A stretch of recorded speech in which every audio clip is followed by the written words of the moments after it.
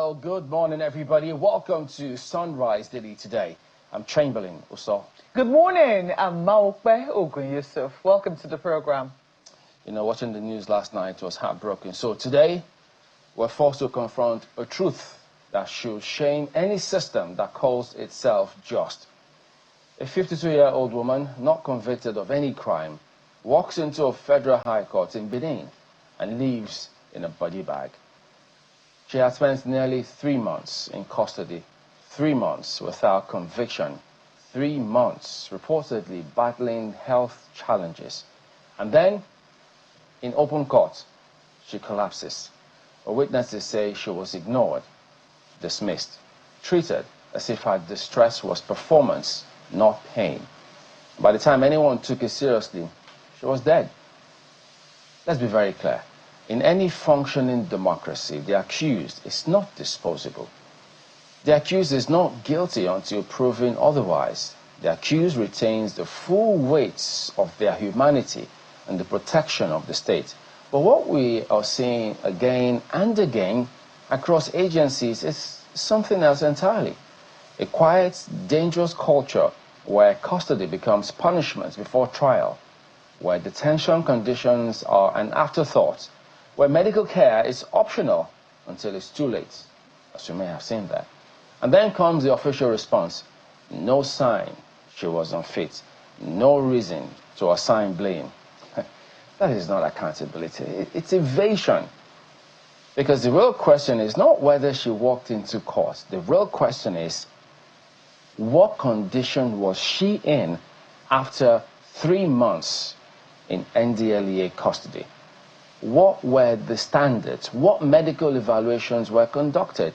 How often was she even examined? What protocols exist when a detainee shows visible signs of distress or even complaints of such?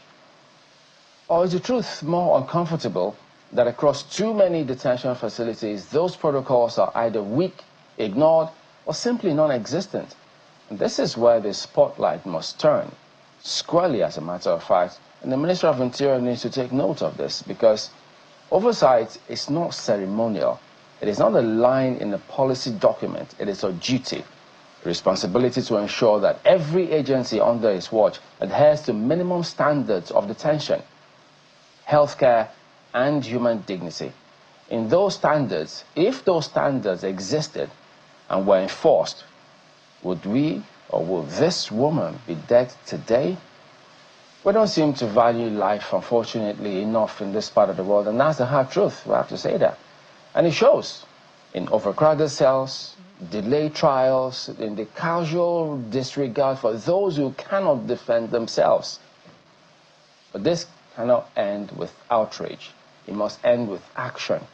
Immediate, measurable action. Mandatory medical screening for every detainee on entry, yes, and at regular intervals. Independent custodial inspections, unannounced and transparent. Clear accountability protocols where negligence leads to consequences, not statements. And critically, time limits on pre-trial detention, so custody does not become a slow, silent sentence. Because if a citizen can be taken by the state, held without conviction, ignored in distress, and then die without consequences, then the system is not just failing, it is complicit. And until that changes, not by pronouncement, but by enforcement, this will not be the last story of its kind. Unfortunately, it will simply just be the next one. Enough said on the matter, Chamberlain. I believe that the message is clear, and those who have ears are better hear. On that particular issue, or from that particular issue, we now transit to the Plateau, which is still very much on our minds. 2 days ago, 28 citizens, at least 28 citizens, were said to have lost their lives in a mindless and senseless terrorist attack started in the neighborhood of Angwan-Rukuba in Plateau State. A number of other people were injured as a result of that. We saw attempts by the state governor, Caleb Muftwang, to visit the scene shortly after the attack to calm the residents down. That is unclear how that was received, given the fact that the governor initially appeared in an armored personnel carrier. That particular initial appearance annoyed those whom he was trying to address. Eventually, he got the message and came out, just as you see right there, and addressed the residents. But clearly, he knew that a lot more needed to be done, and I think that he used a method which he normally would use, which is a broadcast. So yesterday, he also addressed residents of Plateau State, people of Plateau State, saying that the state will not succumb to terrorism. According to him, he said that they will emerge stronger, united, and resolute in their faith and commitment to peace. He says, we must deploy every available resource to defend our people, protect lives and property, and safeguard the territorial integrity of Plateau State. So I believe that this message should not just be for the people of Plateau, because that attack, even though it happened in Plateau State, is also an attack on the generality of Nigerians. For those who have planned trips, who have planned all manner of things to the Plateau, for those who are in the Plateau, who might not necessarily be from there, and who are now afraid to go about their daily duties, that is a message that I believe we all need to take to heart. That we have a responsibility, we have as a resolution as a people not to succumb to terrorists and their antics, because clearly what they seek to do is make us afraid to leave. Because when you think about it, Chamberlain, you find out that as a result of those kinds of things, people refuse or are now so timid. They become so timid. They become so afraid in their own homes. This is our country. And I do not think that these attacks, we saw one in Plateau State, we've seen another in Maiduguri, should make us afraid to explore our country. I believe that one of the ways we can actually say no to these attacks and to say no to the terrorists, we will not be cowed by you, is to do our best to go about our duties. Now, while we do our best to go about our duties, the state also has its responsibility cut out for it. While the governor of the state has issued this statement, and it is very reassuring that he has, they also need to put their money where their mouth is. They need to do their work, because these sort of attacks don't just happen. Intelligence usually comes out. What do they do when this intelligence comes? Do they act on it? Do they fund the security agencies? Do they give them what they need to be able to stop attacks like this? But I believe that whilst we continue to ask those questions, the citizens of Nigerians have a duty to tell themselves that we will not succumb to terrorist attacks.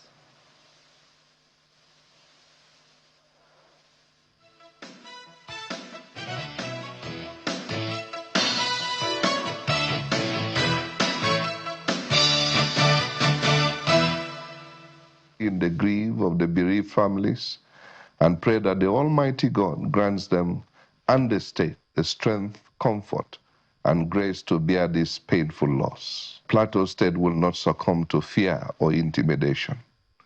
We shall emerge stronger, united, and resolute in our faith and commitment to peace. We must deploy every available resource to defend our people, protect lives and property, and safeguard the territorial integrity of our state. Plateau shall remain strong and peaceful. Following the incident, the government took swift and decisive measures to restore order and prevent further escalation. In collaboration with security agencies, a 48-hour curfew was imposed on Jos North local government area, effective from midnight on Sunday 29 March to 1st April 2026. I wish to assure all affected families that the Plateau State government will take full responsibility for the medical expenses of the injured. Rest assured, we stand firmly with you and shall continue to provide the necessary support. The government will also engage closely with the families of the deceased, community leaders and stakeholders to ensure dignified burials for the victims, as well as provide support for their dependents. We are committed to ensuring that all those involved in this heinous act are swiftly brought to justice and prosecuted accordingly. This time, we shall pursue the cause of justice to its logical conclusion to ensure closure for the victims. I urge community leaders, youth groups, religious leaders, and all stakeholders to partner with government in promoting dialogue, tolerance, and mutual respect. Together, we will overcome these challenges and build a more peaceful, secure, united, and prosperous Plateau State.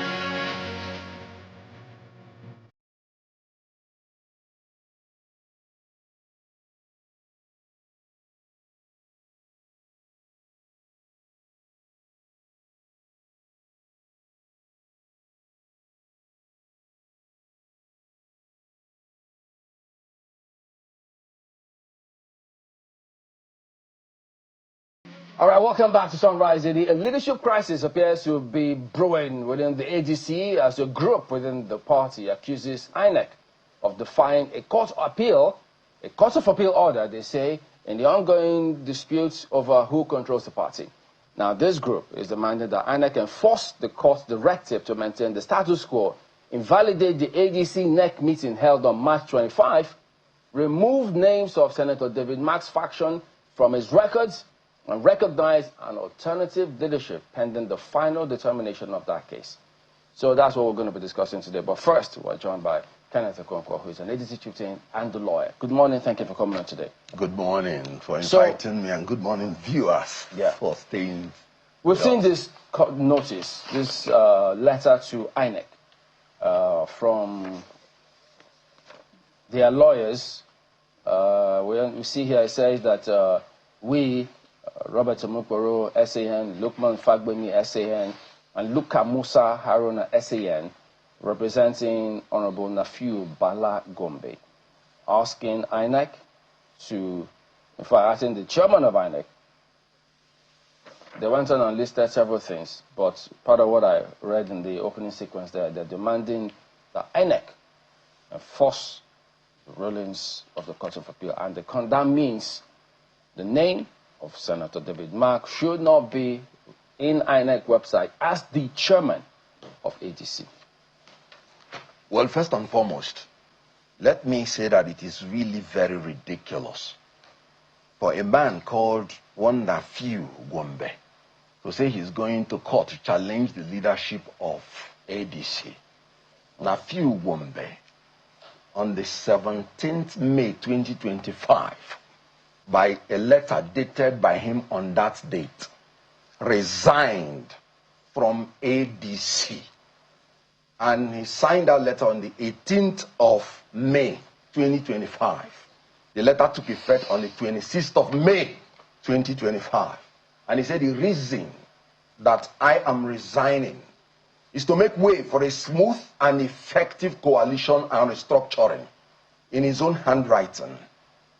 Now, after having resigned, and the APC started doing their ojoro, they went back to him and they are using him, thinking he can truncate ADC.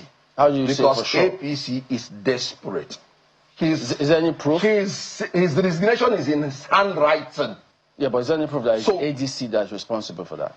Don't mistake ADC with that demonic party. You just said ADC. Sorry. Thank you very much. No. Did you have any proof that is APC that is asking him to do what he's doing? Well, he's a grown man. We are politicians. What is his motive? Not to be anything in ADC. He has resigned. But to truncate ADC. Now, as I was saying, this nephew Gombe, I had been here on this studio when they were lying that the trial court gave them any order. I was with Maukwe, and I read to them where the trial court rejected even their ex parte motion and told them they should put us on notice. And INEC recognized us. And when INEC recognizes you can no longer use the instrumentality of an interlocutory injunction to stop an action that is executed. Now, we went to Court of Appeal to say that these people are simply meddlesome interlopers. They are charlatans. The Court of Appeal reminded us that this is not even the judgment of the court. Has that This is an interlocutory order, which the judge has not even ruled. They simply say, give notice. So what is it to appeal? Okay. And then the judge said, you will need to seek the leave of the Court of Appeal. That's the procedure. Before you appeal against an interlocutory order. And status quo is very simple. Okay, so can you imagine Nafiu telling the court, telling INEC that the court told them that you should maintain status quo, and they are interpreting the status quo that they should be granted the relief they are seeking in court. Okay, so let me just read that. You went to court to say the register, and you're saying the status quo. Maybe they should.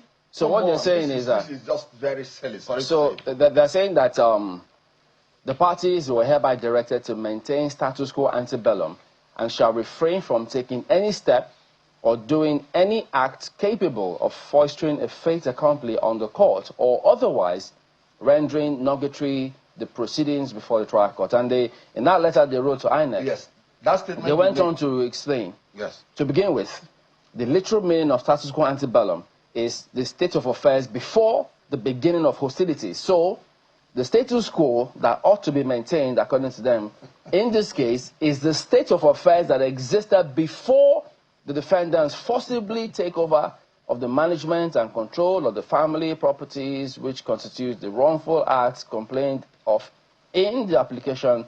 And then they refer, say, C. Thompson versus Park, 1944, and he went on and on. Right. Let me just mention the first statement that you read. Yeah. You said you should not do anything that will disadvantage either party. And then status quo ante bellum. That is what I'm saying. Now, INEC has already recognized us. We are in INEC's portal as the leaders. So they're saying that? No. That is a wrong move. What they are saying, what the court said, actually confirmed our leadership. And he's saying, don't tamper with this leadership, because you'll be foisting a fait accompli on the court, because that is what the court is to decide. So you see how people just sit down and interpret nonsense. Wait a minute, just explain this. If you say the recognition by INEC of David Mark led team is what the INEC is to decide.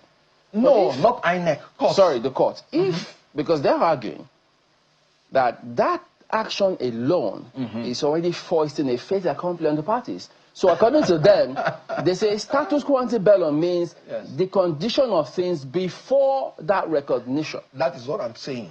Status quo ante bellum is that there is a national leadership in place of ADC. And let me even remind you, it was Professor Yakubu Mahmood that recognized the ADC leadership, not even Joyce Amefuta. Can you imagine if Professor Yakubu Mahmood, that we know his technical glitch history, we look at the process that we took and saw no technical glitch and recognized us, then you can imagine that we went the extra mile, because if he had seen any glitch, no matter how small, he wouldn't have ever tried it. We had 18 months of negotiations before we came up with this. I was part of it. As a lawyer, I asked critical questions, including this. And that was when I was shown everything. That these people resigned, their NWC dissolved itself because of the greater good of Nigeria. And some charlatans are meeting, some clowns are meeting, being used by APC to truncate ADC. Because Tinubu does not want any competition in 2027. That's what is going on. Sorry, just to interrupt you. Yes. Are you also, would you also be suggesting, because I also want to believe that when people decide to go to court, Yes. that lawyers will take a good look. You're a lawyer yourself. Yes, yes. Will take a good look at their case and decide if it's something that is worth putting their names to. Very good. Here we have two senior advocates of Nigeria. In fact, three, as a matter of fact. Three senior advocates of Nigeria writing this letter to the INEC chairman.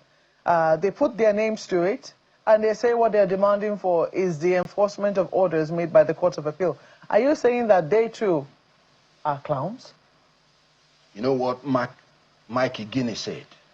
Former commissioner of INEC for 10 years. He said, if democracy will be truncated in this country, it will be by lawyers. That this Electoral Act 2026 is the worst in Nigerian history. So I can tell you that there will always be people who would do things to undermine the law, even when they purport to be ministers in the temple of justice. For me, everybody knows me. And by the grace of God, why I've won most of my cases in court is that any frivolous case, I'll tell you no. Because I signed to be a lawyer to uphold the rule of law. A lawyer went to court seeking for some reliefs. And you are now saying, when the court has not ruled anything, that your relief has been granted. That's what they are saying. This is the second letter they are writing to INEC. If you check the first one, they wrote the first one, March 16th. And when INEC treated their letter for what it is, useless letter, they are writing another one. You know why? Because APC now is insisting, putting pressure on Josh Amopito that he must act on this. How do you substantiate that? How do you substantiate whether I've eaten this money or Show not? something. Good. You're a lawyer. You know that very there's got to be something. Very good. You want me to say that? Show the views. We are not tapping the line of anybody. Okay. So.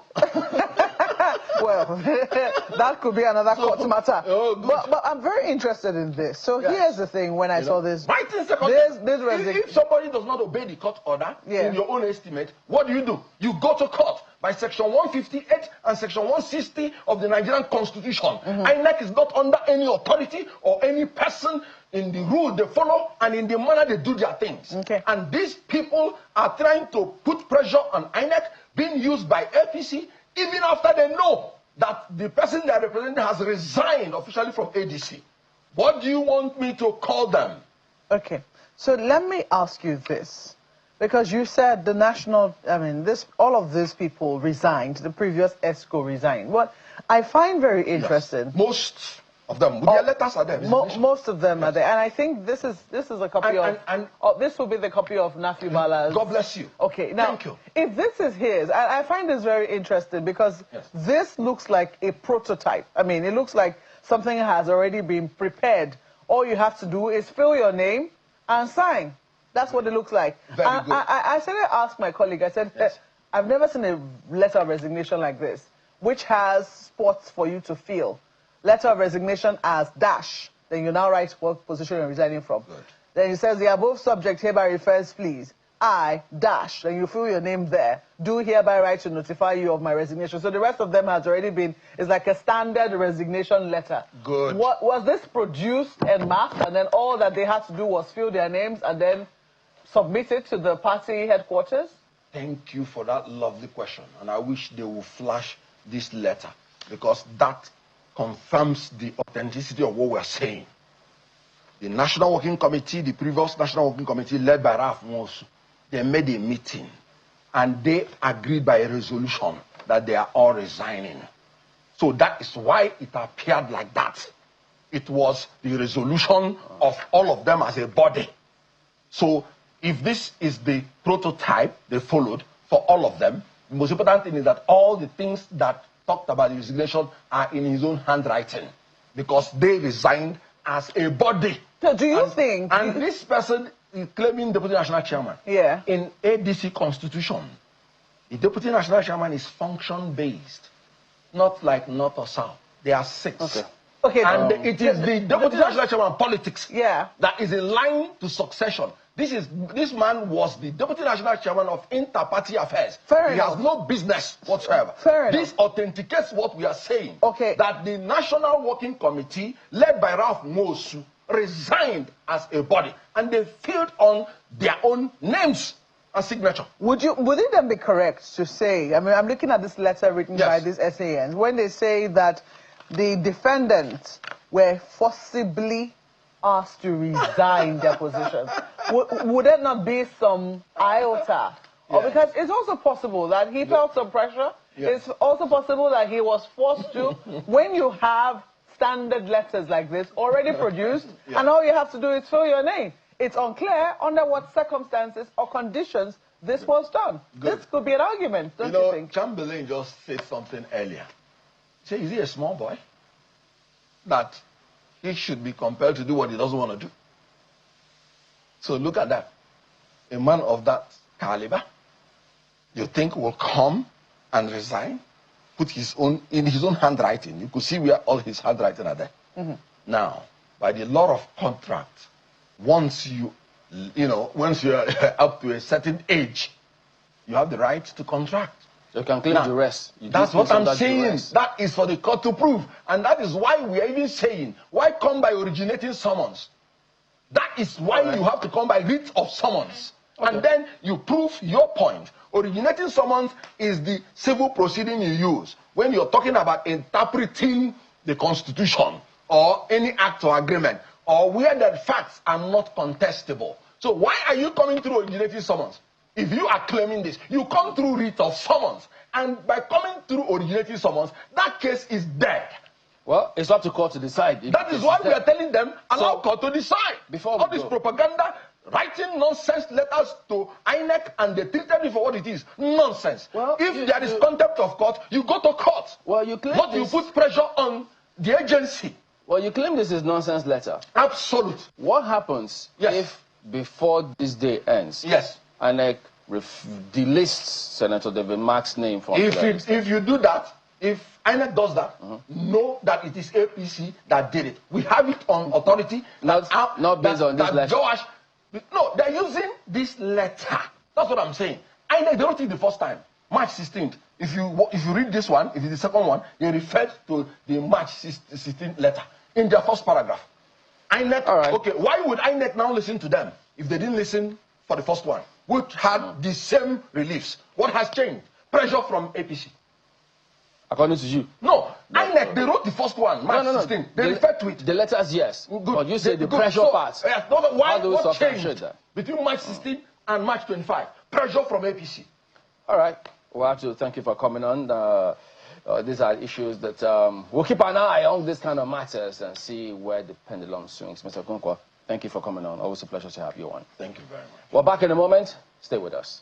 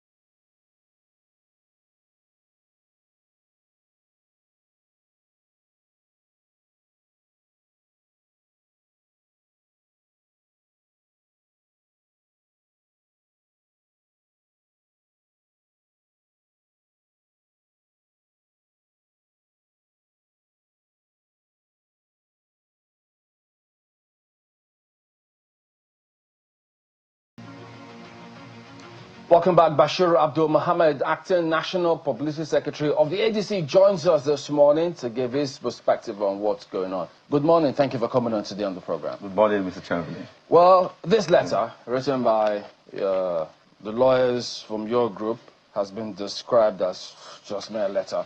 Nothing is going to happen. They've written the first one. This is the second one. Yes. What has changed? If INEC removes the name of Senator Mark, it will be the voice of Jacob and of Yusuf. Well, thank you for bringing me to the program. It's a pleasure being here. This is the time Nigerians have been waiting for. And I must tell you this very categorically clear. We were not in a banana republic. We are in a state governed with the constitutions of the Federal Republic of Nigeria and the law. Nobody operates outside the ambit of the law. Nobody becomes deviant to the law. We are all subject to the law. I've been giving this premise. Firstly, what necessitated these transmissions of these letters? Our party, the ADC, has a constitution. Are you with me? And what is our constitution? In Article 14, sub-Article 2, paragraph I, opines that when the national chairman of a party resigns or is absent, the deputy national chairman takes over the affairs of the party within the zone of the resigned national chairman. Nafiu Bala is constitutionally in order to assume the affairs of the party upon the resignation of Ralph Noso. That is what happened. And when that was done, I think we're moving on very quietly, we're moving on very correctly.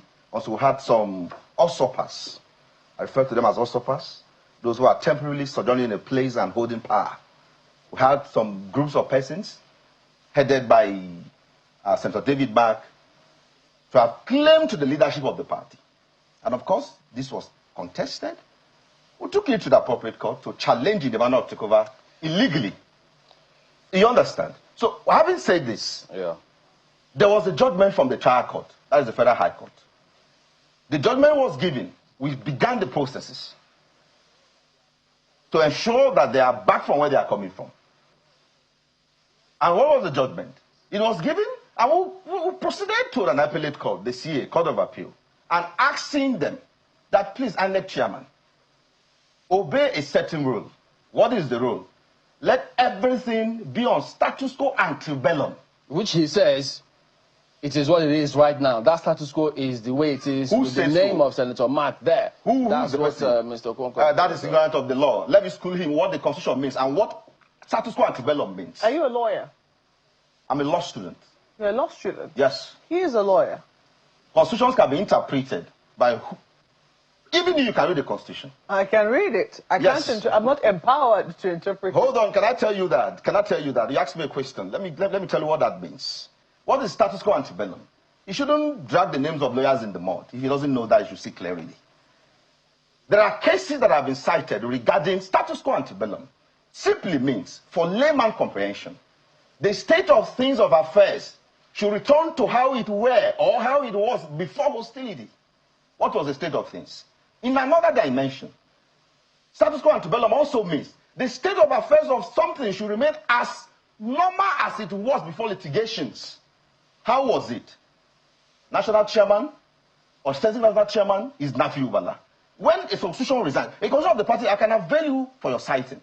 What does it mean? When a chairman resigns, the deputy chairman takes over. So we have taken over, and the court has directed that if you cannot prove your cause why you should take hold to the chairmanship or the leadership of the party, or you cannot claim or prove a cause why you shouldn't be removed, then maintain status quo antebellum until the court who has been ordered to have an accelerated hearing of the Federal High Court gives a judgment. Part of what he also asked you, so maybe you may also let the viewers know, he says, you guys wrote the first letter to INEC. Yes. Now, this is the second letter. Yes.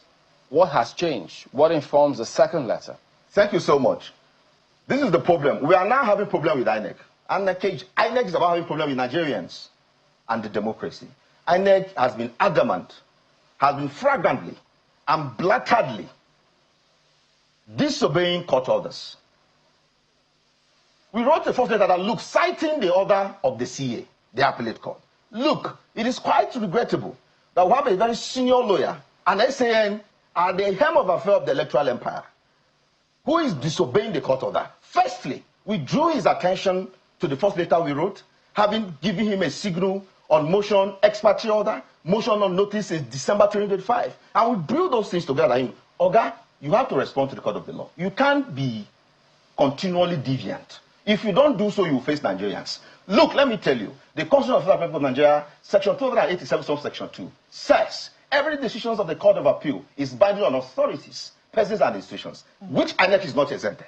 Okay, you know, that is our problem. And the second letter, a minute, please. Yeah. And the second letter we also wrote is to let INEC know your continuous violation of this will give us no option than to have you on ground for contempt of Court of Appeal orders. Okay, let me get this straight. Yes, there was negotiation amongst members of the leadership of the former leadership of the ADC with the people you now call usurpers. Is that correct? Very correctly. Were you aware when those conversations were going on? With who, please? With the people you call usurpers. Having conversation with who? In my party? Yes, were you aware? Nobody of such. Okay, but you recognize Mr. Ralph Wosu as the chairman of the party. He resigns from the party. That's what I'm saying. I'm not privy to any other secret conversation. You were not aware with any conversation he was having on behalf of your party. He resigned with Senator David Mark and a number of other people who were. That is not recognized by us. It's voluntarily done on personal ground. He resigned from the party. It was done on personal ground. So yes, there was nobody with him when those conversations were taking place. Like I said, that's unknown to us. Please. I'm asking is a question. It's unknown to us. There was nobody else who sat with him as a member of the ADC. It's unknown to us. So when this takeover, this handover was being done, when I remember Senator David Mark, Mr. Ogbeni Aregweshola was being decorated in the cloth of the ADC, nobody was aware at that time. That was done ignorance of the law. We never knew of them. Nothing. Our constitution doesn't oppose May I ask, this letter that we're seeing here, this letter of resignation that we're seeing here. Go ahead, please. Is this something that we put it Nafiu Bala recognizes as his own signature? Let me dismiss it upon arrival. This is forged. This is not his signature. As we speak, he's challenging this in a court of law. Forged by who? That is what we are determining. That is why he has gone to the court. Right. So this is forged. This is not his signature. Yes, yeah, he's saying that this is not his signature. Not he's saying. This is not his signature. Our chairman doesn't sign. He doesn't resign. Have you seen his signature? You are telling an acting provincial secretary if you have seen his I'm asking you because you are saying that he's contesting this. I'm asking if you've seen his signature before now. He's my boss. He's the acting. I mean, he's the authentic chairman of the party, and we have correspondences together. So his signature is things I'm privy to, and mine too as well. So this is not his signature. That's why we're contesting this in the court of law. It'll be interesting to see how that eventually goes, because you say he's also, and you allege that this is forged. As I speak to you, you can do your verification. I'm just a little curious as to when this purported letter of resignation appeared and when Honorable Nafiu Bala decided to go to court. When did he decide to go to court? Do you have an idea of the first date his lawyers appeared in court on his behalf? Well, I'm not privy to the hearing and the commencement date of that. Do you have an idea of the period? Maybe you don't have the exact date. I just answered you. I'm not privy to the surrounding. But what I'm going to tell you categorically clear, this is not his signature.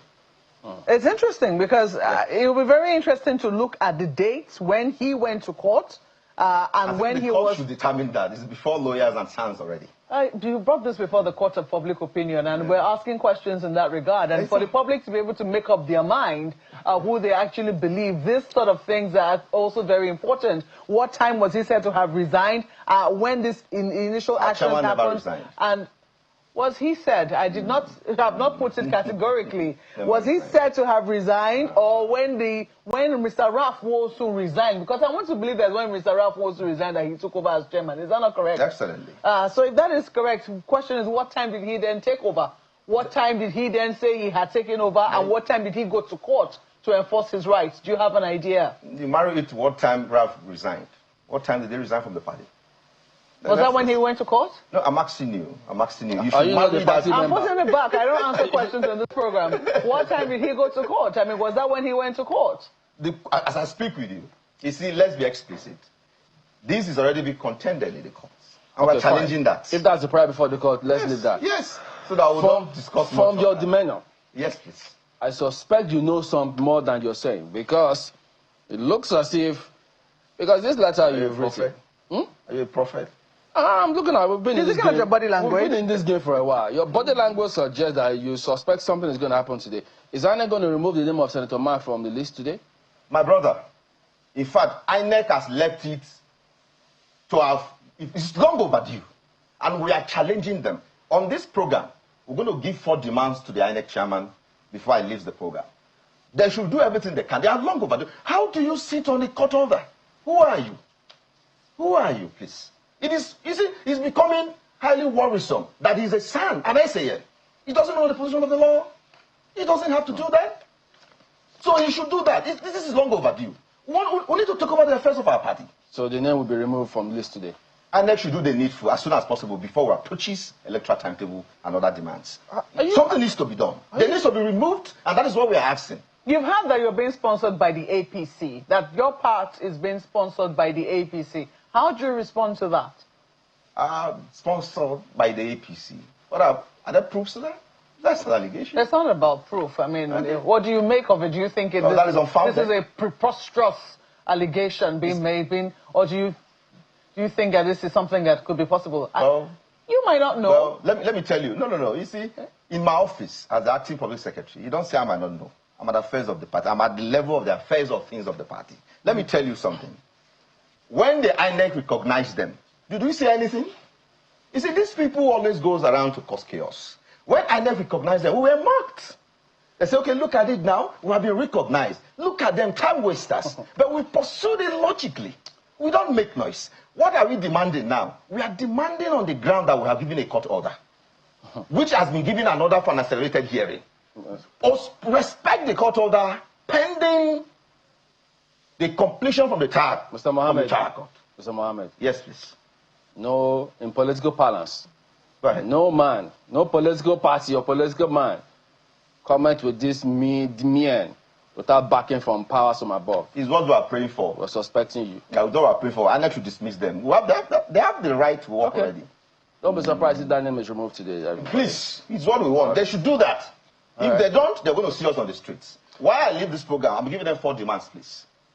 The INEC should firstly invalidate the purported NEC meeting of that group held on the 25th of March 2026. That is one. And secondly, INEC should discontinue taking or receiving correspondences and exchanging same with them, with Senator David Mark and his unknown group. That is 2. Then 3, the ostensive chairman of our party, Honorable Nafi Uballa, should be allowed to take the structure immediately. We have no time on our side. All right. Thank you. I'm just, I'll let the viewers read between the lines. Read between the lines. Don't say we didn't ask you. Well, we'll have to thank you for coming on this morning. Bashir Abdul Mohammed, Acting National Publicity Secretary of the ADC. Thank you for coming on today. You'll be seeing more of me as now to take over the party. I told you. So, well, yesterday we discussed Kano political landscape. Well, Alwan was here and he did make some statements about the governor of Kano State. Just a brief reminder. All right. But is he been consulted recently? Has he been, or are they talking to him? On which of the matter before the governor came into the party? Even when the governor came in, is the governor talking with stakeholders in the APC? No. Just a few of them. You need to carry people along. Is it possible to say, well, if he didn't talk to us, then we will not do anything? Let the party lose? That is what is happening. They will let the party lose? Absolutely. They will choose another party. Even a former chairman of the party? Absolutely. He thought he was going to be left back, and they did not. And nobody is talking to anybody. We thought, you see, the thing is, we have a governor. He's supposed to be the leader of the party. He's supposed to be the leader of everybody in the state. And he seemed to be timid. No, I don't know who is advising Governor Abba. I will go out and vote for him. My people will vote for him. But there is trouble because he's not talking with people. These people are APC. I don't know what is wrong. He needs to bring everybody together. When he came in, we were happy because we've gotten a leadership. And because we didn't have a leader before he came in.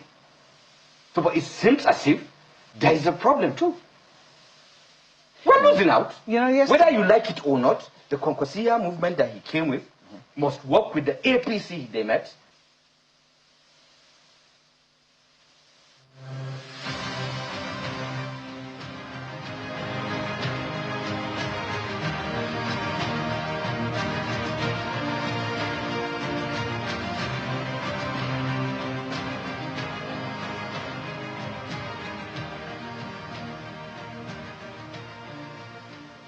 Well, Kano's political landscape is shifting and fast. Governor Abba Yusuf defection from the NNPC, NNPP to the APC, I know, has triggered a storm of reactions, as you've seen. They're splitting loyalties and raising fresh questions about the road to 2027.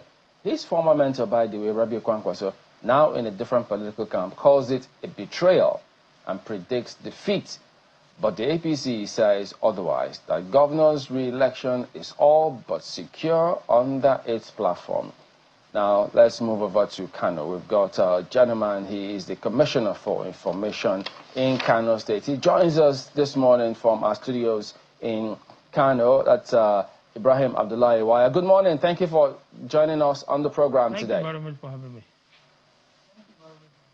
Well, you heard Mr. Alwan yesterday about the developments in Kano State.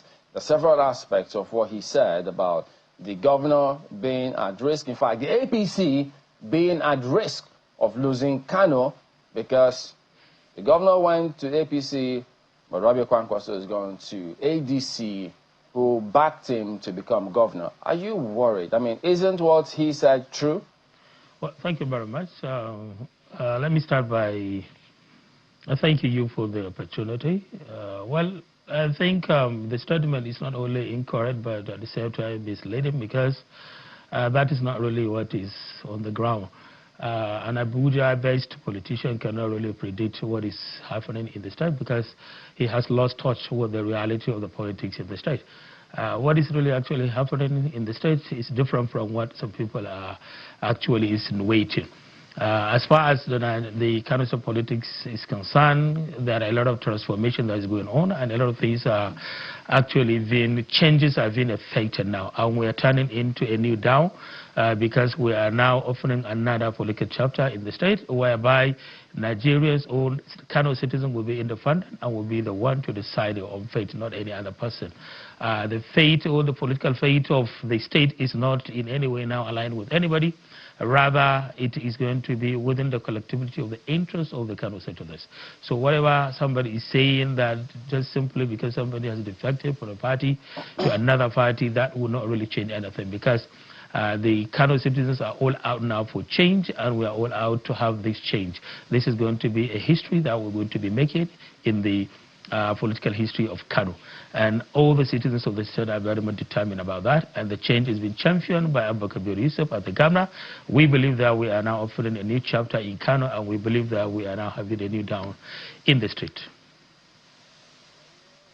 Well, you know, when you say he's an Abuja-based politician, some of them may equally think that, say, wait a minute, why would you say he's an Abuja-based politician? After all, you yourself were in civil society before you became commissioner, and so many of them will wonder, are you a legacy member of the APC? I mean, Kano, that this is a party matter, so why isn't the government saying, and besides, it's not a state government matter, it's a political party matter. How long have you been a member of the APC? Are you a member of APC, by the way? I should just ask. Of course, really, I'm a member of the APC. Since I've gotten myself into the system, I have already registered as a member.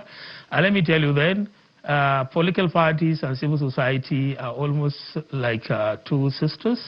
going together and working is synergy, because almost all the happenings within the political cycle is being known and is being monitored closely by civil society.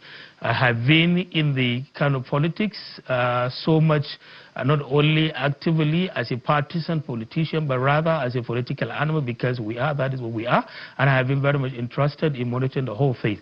I have monitored or observed so many number of elections in Kano, starting from 2019, and I closely monitor that as a leader in the civil society, and we work very closely with all the political actors in the state, and I also served at different capacities, especially in the capacity at the head of Secretariat of the Kano Peace Committee, where I interacted with all the politicians very directly.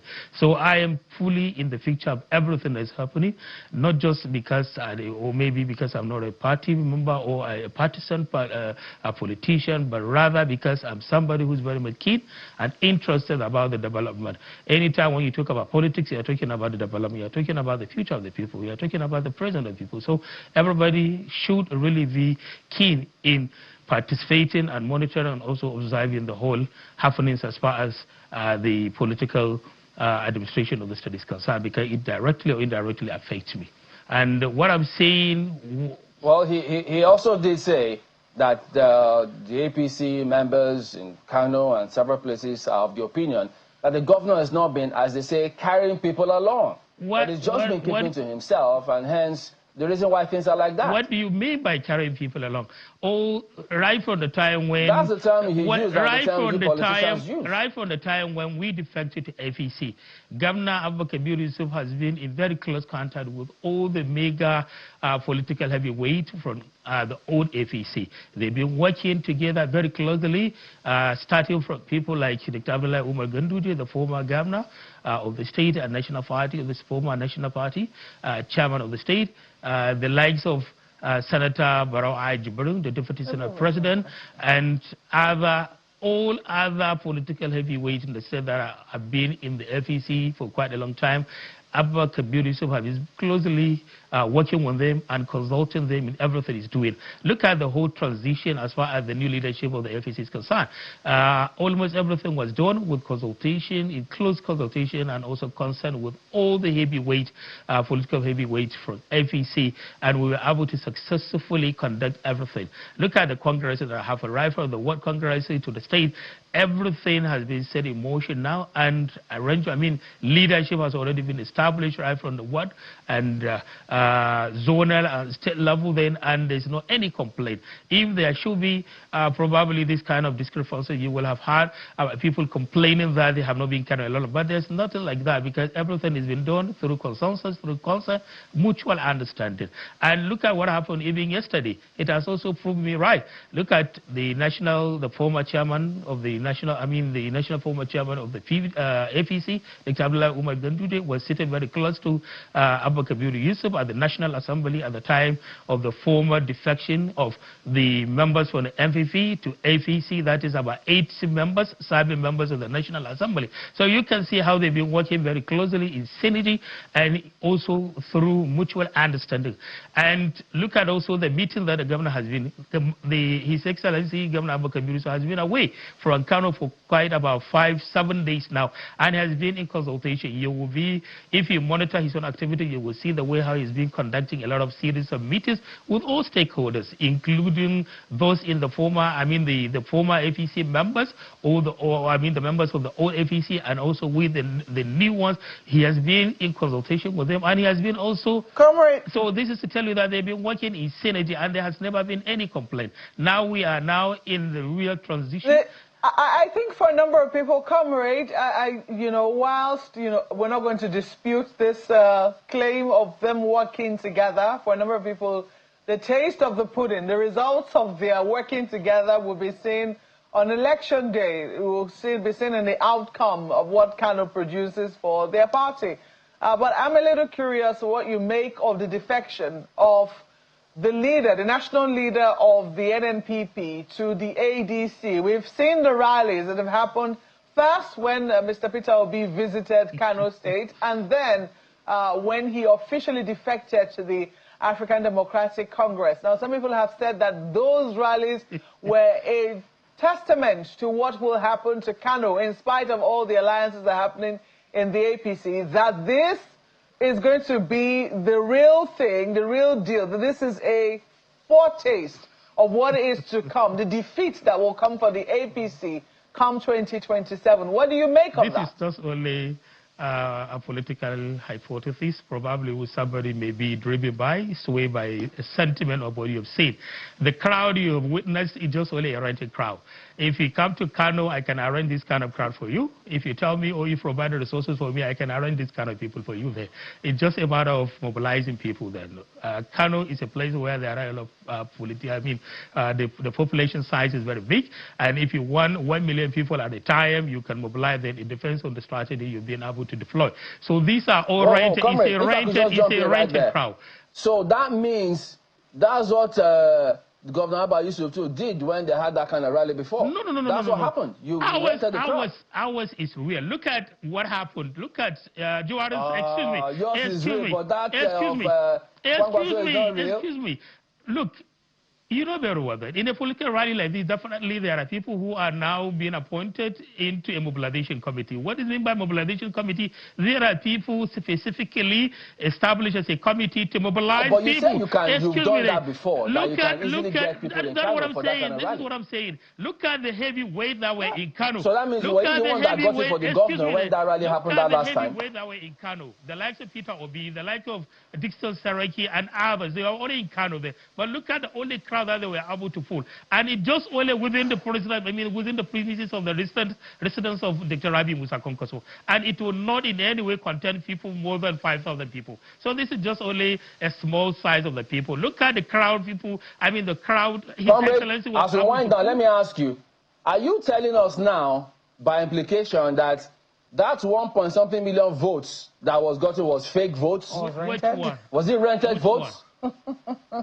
For the governor. For the 2023 election. It was the same people that voted. Are you telling me that it is the members of the party that do vote? It is the citizens. No, I'm asking you because you said you can rent that crowd. Go and make a research. Excuse me. Go and make a research, please. Let's do everything that is evidence-based. Go and make a research. How many number of people that are registered with the political party? It's not the members of the political party that do vote leaders into positions of authority, but rather it is the citizens. It's citizens. How many number of political party membership of the political party that we have there? It's just only a matter of selling your own manifestos, telling the people to convince them this is what you intend to do. Then the people will buy in. One more thing before we go. You're talking about the Kwankwasia movement have said that.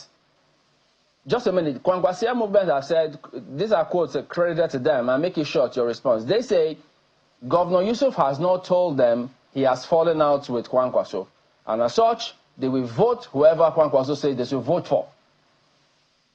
The research what? Can you come again, please? The Kwankwasia movement say the governor, Abba Yusuf, has not told them that he has fallen out with Kwankwaso, and so they will vote for whoever Kwankwaso asks them to vote for. Oh my God. I like the audio. Okay. Let's leave it at that since there's audio issue now. All right. But I would like to answer that Comrade question, please. Ibrahim Abdullahi Waya, Kano State Commissioner for Information and Internal Affairs, thank you for your time, and I'm sure we'll revisit these matters in the days ahead. We'll have to wrap up. Well, that wraps it up today on the program. We do thank you all for watching. We'll see you next time. I'm Chamberlain, so goodbye. I guess you're looking out for the resignations, as I am. Well, thank you for watching today. We'll talk about that another time. I'm Yusuf. Have a good day.